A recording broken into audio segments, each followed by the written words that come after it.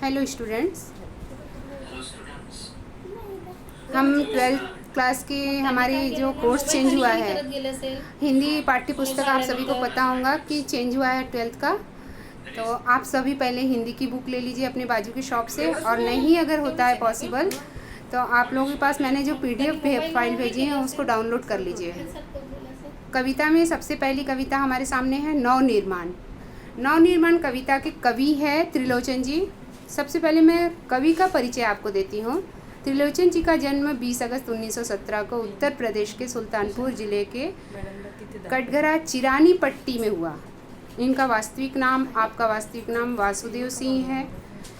इनकी भाषा जो है, आप हिंदी के अलावा अरबी और फारसी भाषा को भी ज्ञाता माने जाते हैं।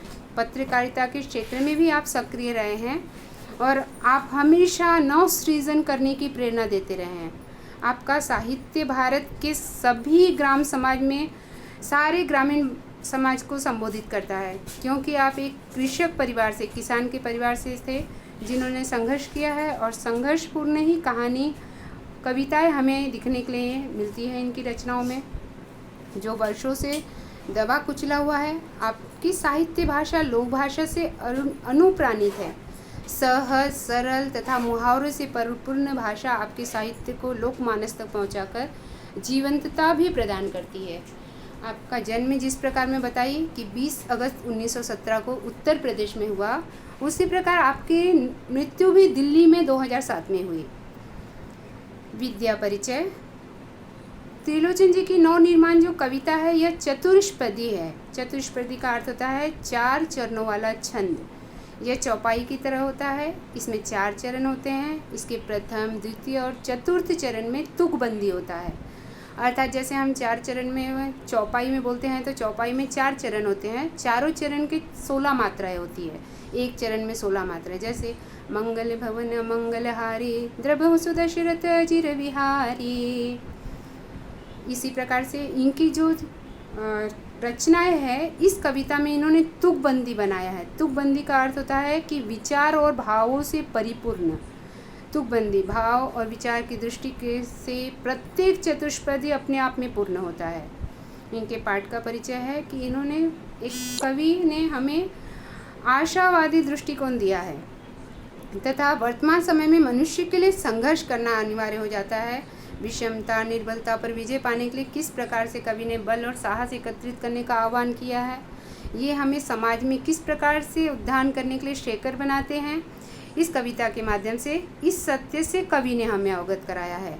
कवि का मानना है कि समाज में समानता, स्वतंत्रता और मानवता को स्थापित करना ही हमारे जीवन का उद्देश्य है। सबसे पहले तो ये पाठ का परिचय हो गया। आपकी कविता है, तुमने विश्वास दिया है मुझको, मन का उच्छ्वास दिया है मुझको, मैं इसे भूमि पर संभालूंगा, मैं इसे भूमि पर संभालूंगा, तुमने आकाश दिया है मुझको। कवि कह रहे हैं कि जैसे प्रत्येक व्यक्ति अपने लक्ष्य को प्राप्ति करने के लिए इस पृथ्वी पर, धरती पर आता है, वैसे ही कवि का कहना है कि अपने ईश्वर से, अपने परमात्मा से और अपने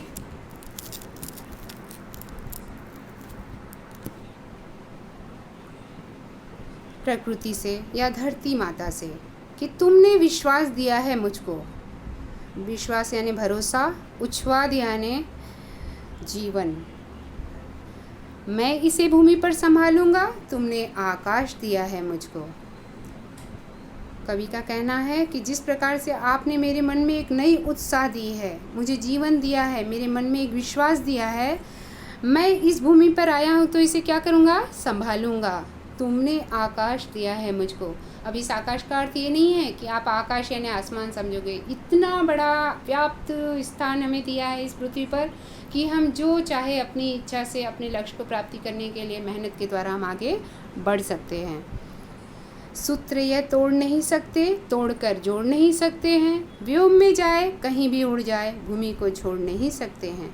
ये जो सूत्र हमें मिला है इस पृथ्वी पर, सूत्र यानी एक धागा आप बोल सकते हैं, एक बंधन बोल सकते हैं, एक परिवार बोल सकते हैं। इसे हम तोड़ नहीं सकते हैं। किसी का विश्वास तोड़ना और किसी धागे को तोड़ना एक जैसा ही होता है। जिस प्रकार से हम धागे को तोड़कर फिर से जोड़ नहीं सकते हैं, क्योंकि जोड़ेंगे तो उसमें क्या होगा, गांठ बन जाएंगी। इसी प्रकार से बंधन ऐसा होता है कि उसे जोड़ने के बाद में कभी तोड़ने का अधिकार हमें नहीं है। जब हम जोड़ने का अधिकार नहीं रख सकते हैं, जोड़ नहीं सकते हैं, तो हमें उसे तोड़ना भी नहीं चाहिए। किसी में किसी प्रकार की कोई फूट डालनी नहीं चाहिए। व्योम में जाए, कहीं भी उड़ जाए, भूमि को छोड़ नहीं सकते। कवि का कहना है कि चाहे हम इसके लिए आकाश में ही क्यों ना चले जाए, चाहे हम कहीं भी उड़ जाए, इसका अर्थ है कि हम चाहे विदेश चले जाए, चाहे अपना देश छोड़कर चले जाए, फिर भी हम अपनी भूमि को छोड़ नहीं सकते। हमें अपनी मातृभूमि से इतना अधिक प्रेम होता है कि इसके लिए फिर हमें उसकी ही याद आती है। हम कहीं जाएंगे, कोई हमारी भूमि के बारे में कुछ बोले तो हमें क्या हो जाएगा कि हमें उसके प्रति क्रोध आ जाएगा। इसलिए कवि यहाँ पर अपनी मातृभूमि के भी लगाव के प्रति हमें बता रहे हैं, विश्वास के प्रति भी बता रहे हैं, और ऊपर से हमारा एक विश्वास जो है, बंधन जो है, उसके बारे में भी बता रहे हैं। इस प्रकार कवि का कहना है कि किस प्रकार से कवि ने नवनिर्माण, आशावादी दृष्टिकोण हमारे विचारों में लाने का प्रयत्न किया है। वर्तमान समय में मनुष्य कैसे बदल रहा है, इसके बारे में उन्होंने बताया है कि जब हमारे सामने इतना बड़ा आकाश फैला हुआ है, यानी हमारे सामने इतनी सारी रास्ते हैं, खुला है हमारे सामने कि कौन से लक्ष्य को हमें प्राप्त करना है, तो उसके लिए हमें उसके लिए ही आगे बढ़ते रहना चाहिए। बस आज के लिए आपकी ये कविता की 2 मैंने आप लोगों को पंक्ति समझा दी हूँ।